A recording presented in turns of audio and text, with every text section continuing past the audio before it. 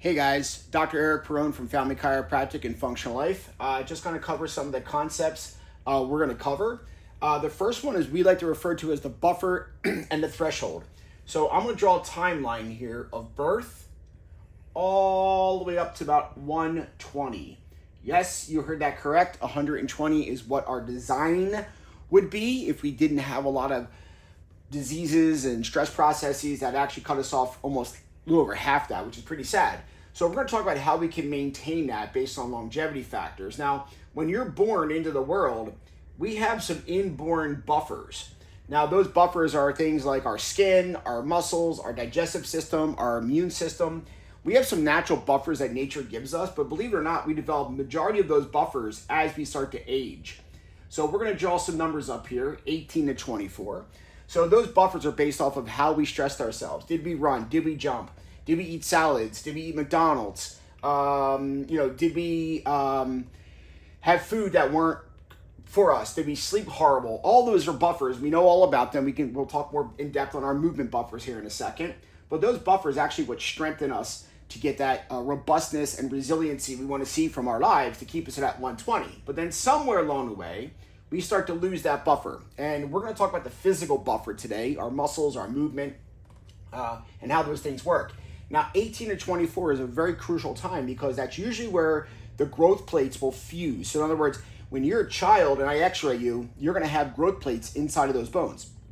That tells me as a physician is that you still have growth hormone and other things working to build those bone densities and tissues, that there's still growth there.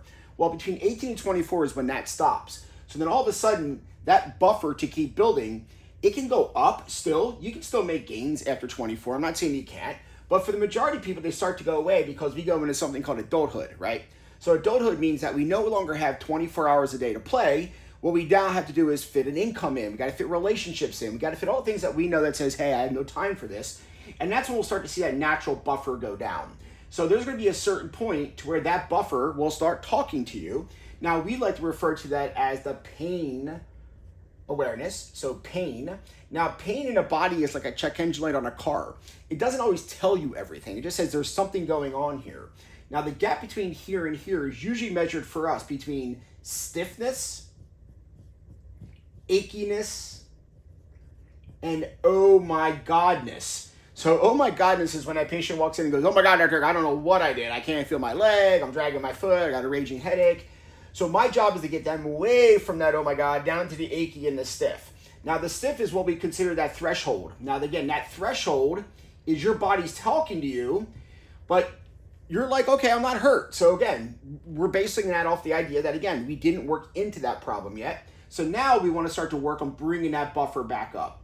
So the whole concept of today's talk is to find out where we're at between the gap of the buffer and the threshold, and then what active recovery strategies we can put into place. Because I know I'm talking to a lot of athletes right now, but what can you do to recover from that? Because remember, the model of fitness is supposed to extend you out to here, and then drop you to here at 120. I mean, that's the goal at least. But a lot of people are living in here. So again, we're going to figure that part out.